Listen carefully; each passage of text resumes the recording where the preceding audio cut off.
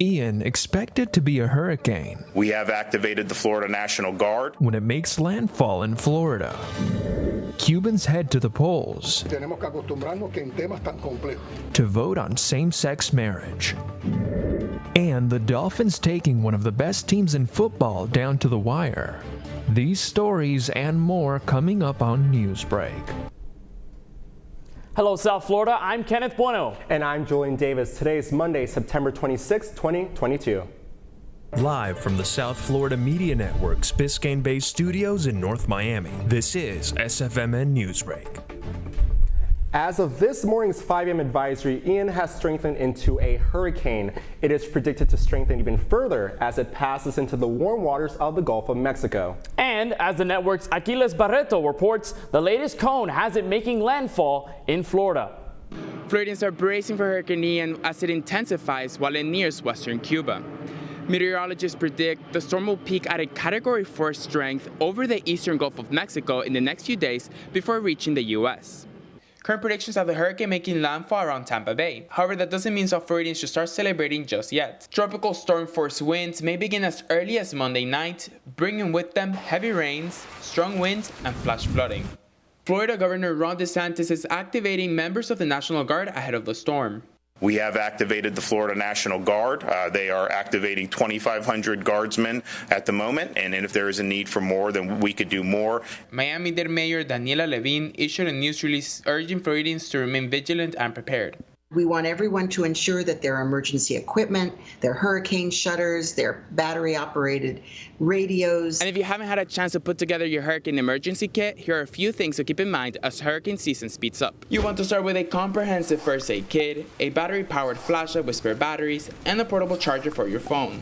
A fan is always good if it gets hot, and keep those important documents like your insurance handy and sealed in case of emergency. Most importantly, have plenty of water and non-perishable food. Experts recommend to have at least 1 gallon per person for at least 3 days and enough food to last you 5 to 7 days. We will be keeping an eye on Hurricane Ian as it approaches, so I urge you to come back throughout the week for updates. In Sweetwater, I'm Aquiles Barreto for South Florida Media Network. Homes in Nova Scotia and parts of eastern Canada left ravaged by Hurricane Fiona this morning.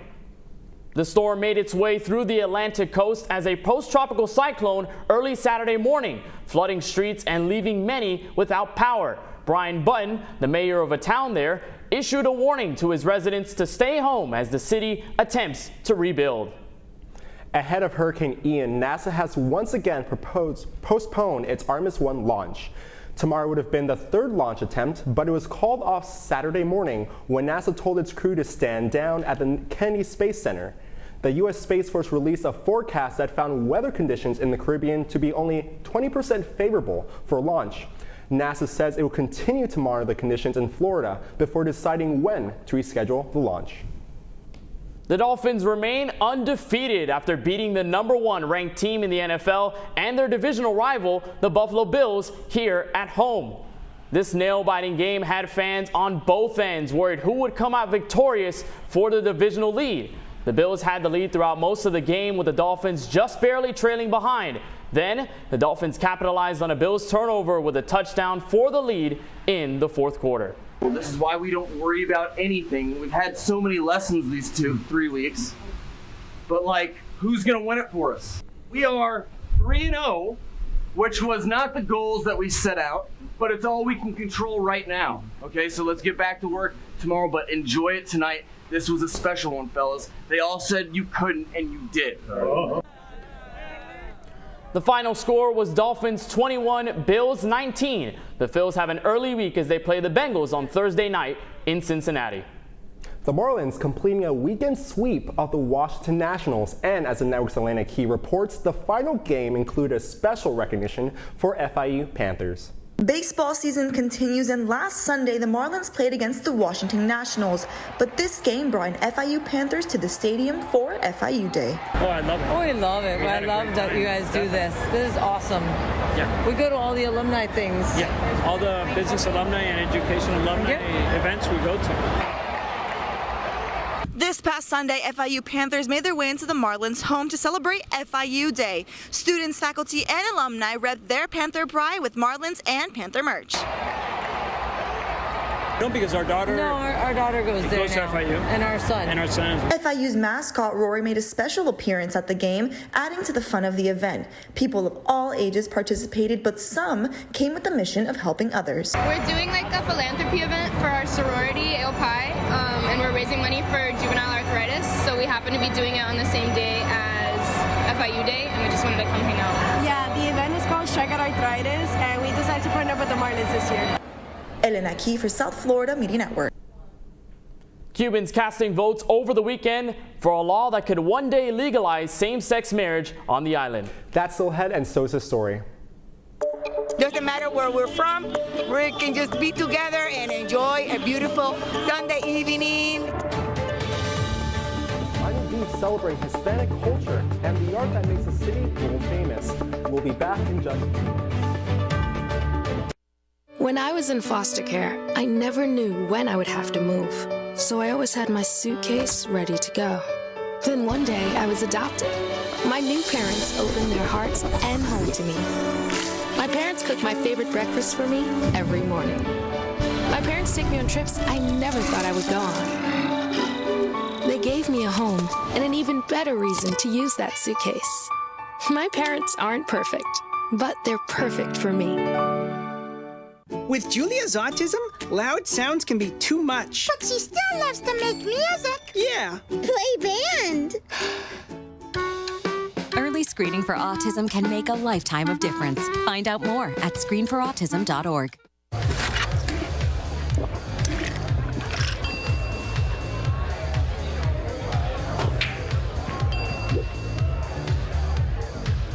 If you need to do something to feel okay to drive, you're not okay to drive. Don't drive buzzed. There was an old woman who lived in a shoe. She had so many children, she didn't know what to do.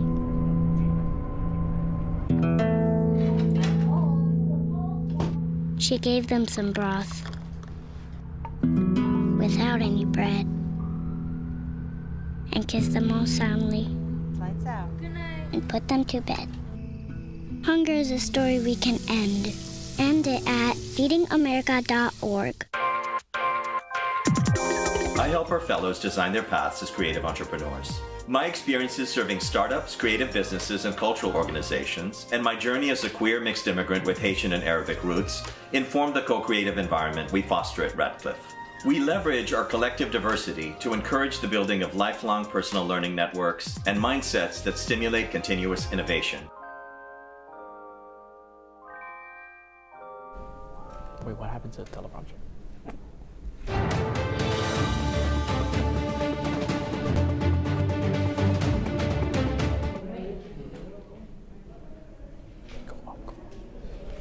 A new family code that could legalize same-sex marriage brings millions of Cuban people to the polls on the island. Cubans voted yesterday for or against a new family code that could legalize same-sex marriage and expand rights for LGBTQ plus couples. These rights would include adopting children.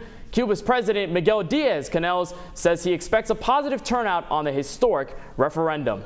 The final result of the vote has not been released. Miami Beach residents celebrated Hispanic culture with dances and live music at yesterday's Artscape. The network's Samantha Gutierrez was there. I'm here at Liberty Plaza, where organizations work together to put on a show, celebrating Hispanic Heritage Month with a little Miami spice. 7 years ago, I approached Kimberly Chu and said, we need to have a not-for-profit. So she created Global Arts Project. And 7 years later, we're still doing this and getting ready to start our 8th season. I've been to past events here and in the North Bench Trail, in the Normandy Fountain, you know, here in Miami Beach. Well, each time we do a concert, we celebrate something. So this is Hispanic Heritage Month. In February, when we start next year, it'll be Black Heritage Month. Each month, we're representing something that America it celebrates. Artscape is hosted by Global Art Project, Collins Park Neighborhood Association, and the Bass Museum. However, for this event, the main attraction was the Timba Live Band, with lead singer Eileen Dalleras having this to say. We feel good, and more that it's an event that contributes to the city and the month. We really feel happy to be here in the heat of Miami. It doesn't matter where we're from, we can just be together and enjoy a beautiful Sunday evening. And also, you know, like when they have it on Saturday, any day, it's wonderful. I wish they could have it more often. The residents come out, they know about the concerts, they can't wait for them, and look, they're dancing, they're having a great time. This colorful event left locals singing and dancing even after the trumpets stopped playing. For South Florida Media Network, I'm Samantha Gutierrez. That's all the time we have for Newsbreak. I'm Julian Davis. And I'm Kenneth Bueno. Get more news anytime at sfmn.fiu.edu.